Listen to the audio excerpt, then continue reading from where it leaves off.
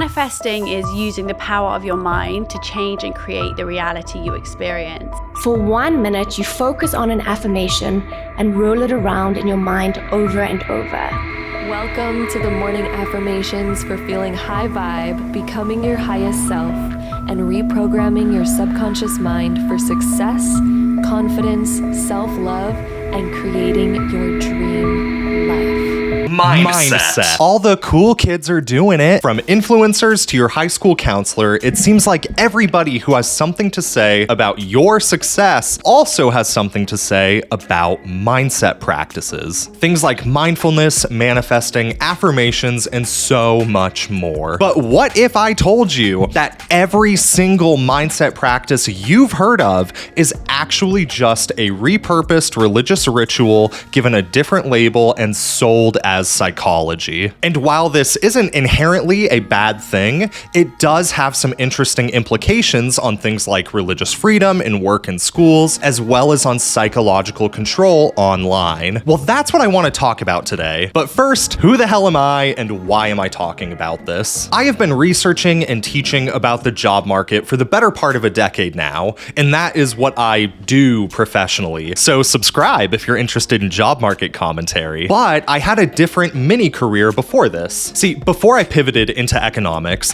I got my bachelor's degree in world religions, and I used that degree to work with organizations that were focused on global religious and political violence and counterterrorism mitigation. So I understand religion as a subject very well, and I also happen to understand the world of work and professional development very well. And so there's something about the way that popular psychology is applied in schools and the workforce that really sets off my bullshit detectors for several reasons that I want to talk about today. Before I talk about why, I want to be respectful and address these different mindset practices on their own terms. Full disclaimer, I genuinely have no problem at all with things like mindfulness and affirmations, manifesting, and so on. And in fact, I follow several popular content creators like Tim Ferriss and Dr. K who promote these things as a way of fostering good mental health changes. Yes, technically, these are repackaged religious rituals. Manifesting is rooted in Christian prayer. Mindfulness is literally just a Vipassana ritual, especially tied to things like Zen Buddhism. Even practices like Western yoga are rooted in rituals designed to help you escape the karmic cycle of samsara and stop the process of reincarnation. But just like how yoga turns out to also be really good for physical health, mindset practices have turned out to be really good for mental health for a broader and wider audience. Mindfulness can lower cortisol levels,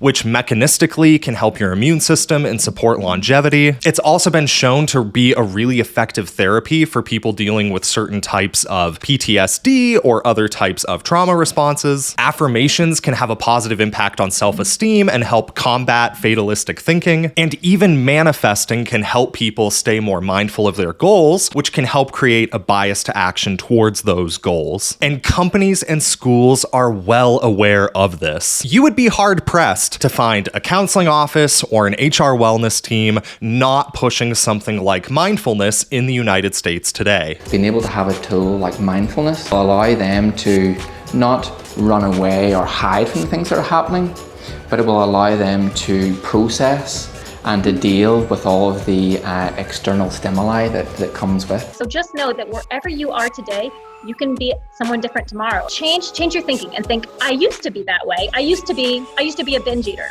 but now I go to bed on time. I make healthy choices. So think about what you used to be, whether it was 10 seconds ago, and then say, but now and decide what you want to do going forward.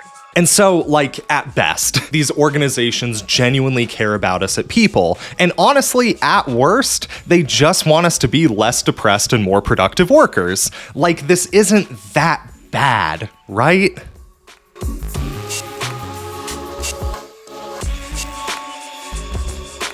Well, the truth of the matter is that there is a dark side to all of these other positive benefits that I mentioned before. Mindfulness is a $4 billion industry with over 60,000 books written on the subject. And most randomized clinical trials don't find mindfulness to be that much more effective than just telling people to sit down and breathe.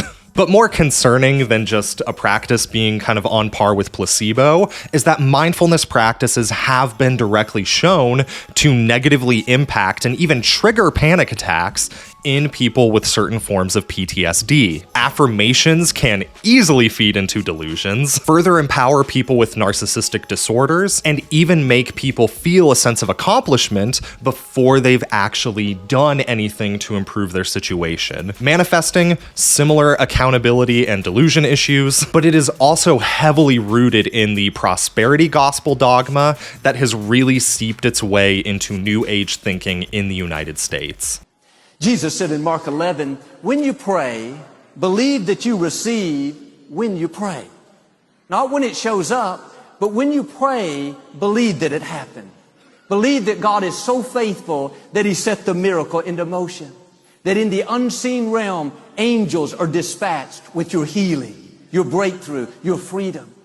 This type of thinking really gets people into things like survivorship bias and the just world fallacy, where they start to think that good things happen to them because they deserve it or they're holy enough, and that bad things happen to other people because they just aren't as faithful. See, it largely ignores the amount of random chance that goes into your life circumstances, and conversely ignores people's potential. So, given the fact that these practices are rooted in religious ritual, it can really start to make you wonder if your HR team is pushing religion on you. And at my own public university, I have gone to events where they literally have us read Buddhist sutras out loud in a group without telling us that these are directly ripped from religious scripture. And don't get me wrong, I love Buddhism. Okay, I am a mythology nerd, I am a weeaboo, okay, this stuff is my jam. But I am also a public employee who should theoretically be free of any type of religious proselytizing in the workplace, especially considering just how culty some of this popular psychology has become online. What if I told you there was a way to manifest money that has a 99% accuracy rate?